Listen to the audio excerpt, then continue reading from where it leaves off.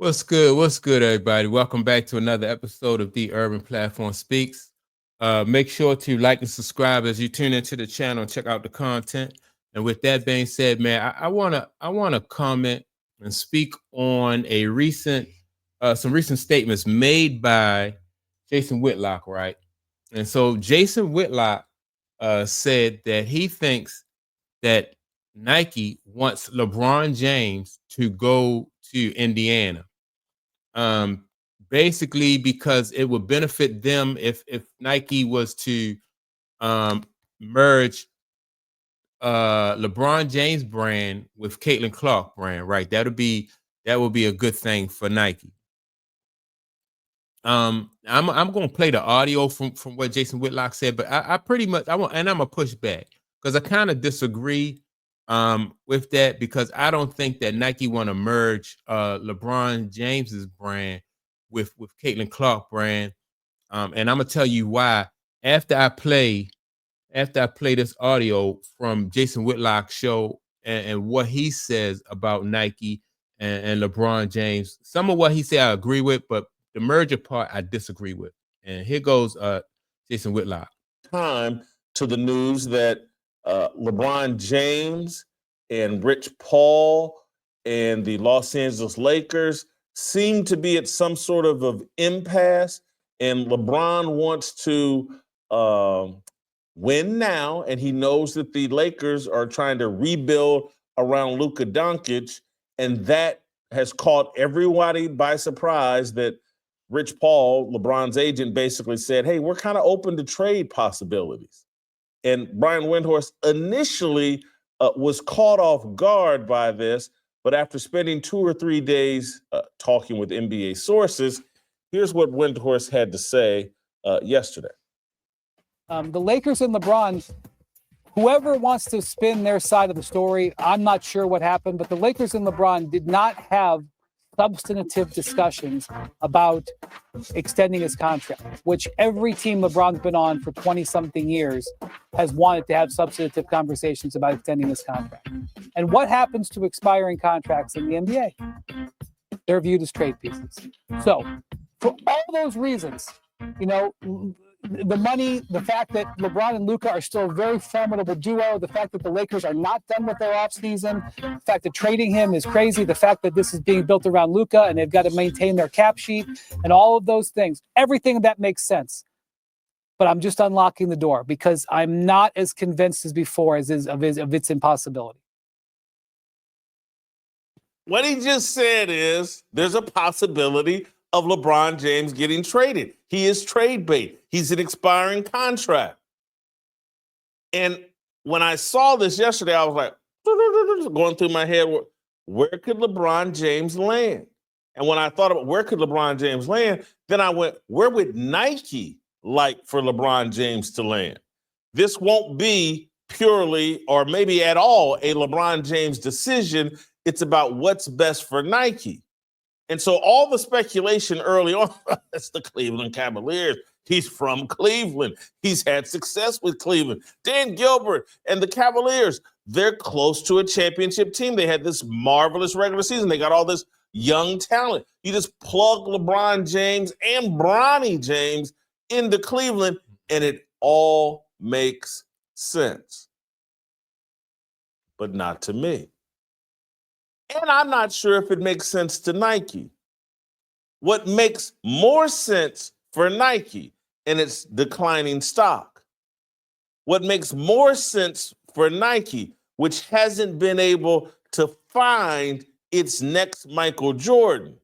What makes more sense for Nike, which has found its next Michael Jordan, but it's not a he, it's a her, it's Caitlin Clark. Caitlin Clark is the biggest asset that Nike has. Caitlin Clark is the person that Nike chose, hey, we need to get this next brand of Kobe shoes moving and selling. Let's use Caitlin Clark, not to promote Caitlin Clark shoes, but to promote Kobe Bryant shoes. And it worked. Those shoes sold out almost instantaneously. It was a test of Caitlin Market's marketability and ability to sell shoes. Nike and their brand have a problem in middle America that Caitlin Clark is fixing. All right, Where let would me Nike- stop it right there real quick, right? I agree that Nike, like Caitlin Clark right now is Nike's, in my opinion, I think that she's their biggest asset. But I think that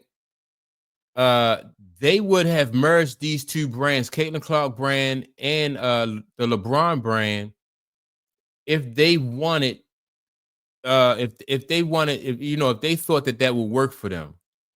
I think that because LeBron James has been taking so many L's like publicly lately, that they didn't want to take they didn't want to take the chance of merging those two brands, like Caitlin Clark brand with LeBron James brand. Like I said, publicly, I think LeBron James has been taking too many L's. He's been outspoken. He's been saying a lot of things that has been causing controversy. Whether you agree with some of the things that he say or not. LeBron James, I think like because the like merchandise sales and stuff are down, attendance and stuff are down at games and stuff like that, and some of that falls at LeBron James' feet, right? So Nike, I think Nike, they are looking for their next, that like the next person that they can really be the face of the league, somebody that they can, somebody that they know, they can put out some shoes and they can move some merch for them. I don't think it's LeBron James. I think Nike, in my opinion, I think Nike wants to, because LeBron James is not working out for him like they wanted to. I think Nike probably want to move or kind of like step away from LeBron James, because his merch is not really moving like that, like it used to, because I think he's just taking a lot of L's. I think also that with Caitlin Clark being as popular as she is, she right now is she seems like she's going to be the one to be able to move the merch. But and also the thing about Caitlin Clark too is, like, will they be able to sustain it, like, like to have her be like the permanent face for Nike or something like that? Like, that'd be unprecedented for them to have a female, then that means that really they really gonna have to do some orchestrating, as far as like the WNBA gonna have to be on board, as far as making sure that she get treated right. She don't get those fouls, and people don't be roughing her up like that. So the WNBA is gonna have to help Nike out too, right, when it comes to that. But I don't think that LeBron James fit in Indiana. I also don't think that LeBron James fits in Cleveland, because like Donovan Mitchell, what's Darius Garland, that young nucleus team that they have over there in Cleveland. Right, I agree that LeBron James wouldn't fit over there, but in Indiana, I don't think he'll be able to help them and make a difference. I can see if LeBron James was going to go there and maybe they was going to win. His public image lately like I said, he been taking hits and stuff over the last couple years with with his Bronny James thing, with bringing Bronny into the league. Then on top of that, hiring the guy from the podcast, JJ Redick, to be the head coach. So he's been taking a lot of backlash, and that might be a little bit too much controversy for Caitlin Clark, to hitch her brand to them in Indiana. I don't think, I don't think Nike really think they can really rely on LeBron James. So it really don't matter where you place LeBron James at. I don't think Caitlin Clark can help his image. And for LeBron James to be the GOAT, why do he need to team up with somebody to help his image? If he the GOAT, then he should be like, he should be able to move tennis like on his own, on his own strength. So it's his own merits, just because he the GOAT and just because people like and admire LeBron James, he should be able to move, and it's the same way with him, like needing to go to different basketball teams to team up with people so he could be, he could be in contention for a championship. And so if you Nike, you don't need him to team up with other athletes. He needs to be able to do that on his own, like every other athlete who was the face of Nike or the face of Converse or the face of Reebok. They didn't team up with other. Only people who teamed up with Larry Bird and Magic Johnson teamed up on Converse. They marketed them together with the Converse. But other than that, I never, you never really see basketball players merge or like merge brands like that. I think the Caitlin Clark situation with the Mamba tennis shoes, I thought that was different. I thought it was a test run because the test run was to help Caitlin Clark break into a market that typically female basketball players are not breaking into, and that's like the men's market, right? That with her merging with that Mamba brand, then that opened her up to that. That made her more, more men would be likely to buy that Mamba sneaker than they would if with because it's connected to that Kobe and that Mamba brand. So that gives her crossover appeal, right? Like I was looking at the Asia Wilson shoes, and her shoe looked good, but her shoe don't have that crossover appeal. Number one, she got a bright pink. She got a bright pink shoe, right? Her signature is bright pink.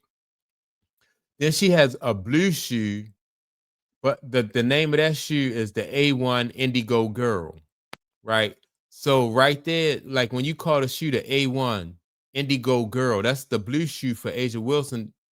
That right there, like it limits the market. Like guys are not, all right. So this is a female shoe. It's the A1 Indigo Girl. Then her pink shoe, is definitely for women. So she cut off a large market when she made it just for women. Whereas though the Caitlin Clark sneaker is not like that. If you look right here at this Caitlin Clark sneaker, like men and women can wear that because that's a dark blue, and it has some the fever color in there, but that's a dark blue shoe. With Asia Wilson, like I said, you got the pink shoe, and she do have a blue shoe. It's a bright blue shoe or royal blue shoe, but it's called the Indigo. As a matter of fact, it's like 3 different shades of blue, and it's called Indigo Girl. So yeah, I just think that though LeBron James, man, I gotta push back on Jason Whitlock with that. LeBron James going to Indiana. I just think that Nike is if they're gonna have to find somebody else to market, to this generation of basketball players. I don't know if it's gonna have to be either Caitlin Clark or it's gonna have to be another guy from the NBA. But because LeBron James kind of really just like his legacy is just too much controversy connected to his legacy. So it's gonna be hard for him to move shoes at the level that Nike is used to, like with Michael Jordan. So that's my opinion on it. I had to push back on Jason Whitlock about LeBron James going to Indiana because that would be, where Nike would prefer him to go to. To me, I don't think it really matters where LeBron go at because I just think there's just too much controversy connected to his image. So that's my take on it. Don't forget to like and subscribe. With that being said, I will check you all out in the next video. Peace.